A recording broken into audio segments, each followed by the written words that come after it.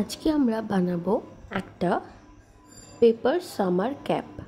তার জন্য আমরা পিঙ্ক কালারের দুটো A4 পেপারের টুকরো নিয়ে নিয়েছি, যার দৈর্ঘ্য প্রস্থ যথাক্রমে 30 সেমি ও 3 সেমি।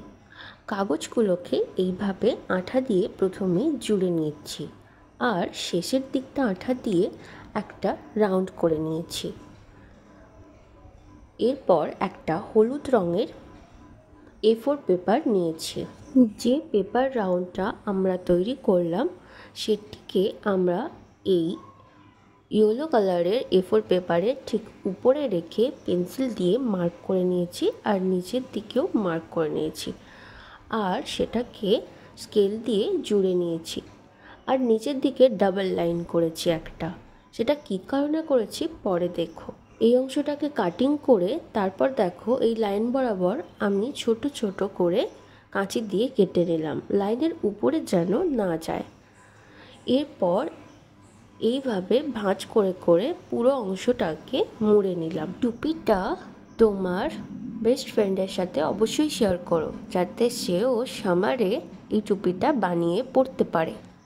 এই যে পোর্শনটাতে আঠা দিয়ে এই রাউন্ডটি এর উপর দিয়ে এইভাবে লাগিয়ে দেব, আর এই কাটিং পোর্শনগুলো রাউন্ডটার ভিতর দিয়ে ভালো করে লাগিয়ে দিয়েছি। এইভাবে পুরোটা একইভাবে লাগিয়ে নেব। তোমরা বুঝতেই পেরে গেছো প্রায় আমাদের কাজটা রেডি হয়ে গেছে। এরপর তোমরা নিজেদের মতো করে ডিজাইন করে নিতে পারো। আমি এখানে কিছু পেপারের ফুল কাটিং করে ছোট বড় লাগিয়ে নিয়েছি আর ডেকোরেশন করে নিয়েছি।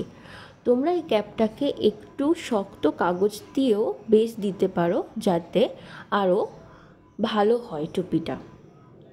তোমাদের কেমন লাগলো অবশ্যই কমেন্টে জানাও, আর ভালো লাগলে লাইক দিতে ভুলো না।